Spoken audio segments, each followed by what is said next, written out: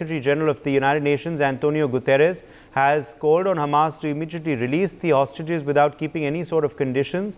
Guterres made 2 humanitarian appeals amidst the present situation in the Middle East. He asked Hamas to release the hostages and Israel to provide humanitarian aid to the people of Gaza. The Hamas-Israel war has entered day 10. The death toll has crossed 3,200. So an appeal, Brian, coming in from the UN Secretary General. What has he said? Antonio Guterres has called on Hamas to immediately, release the hostages without keeping any sort of conditions. In a post on X, also Guterres made 2 humanitarian appeals amid the present situation in the Middle East.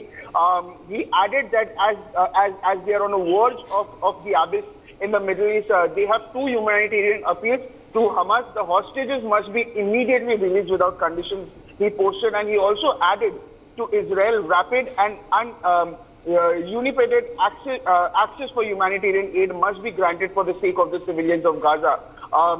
He also added that each one of these 2 objectives is valid in themselves and they should not become bargaining chips, and they must be implemented because it is the right thing to do, Guterres said in a statement, adding he also adds that Gaza is running out of water, electricity and other essential supplies. Earlier also we got to know that all supplies, electricity, food was cut, and also according to the latest updates as well, around 3,000 people have been killed, over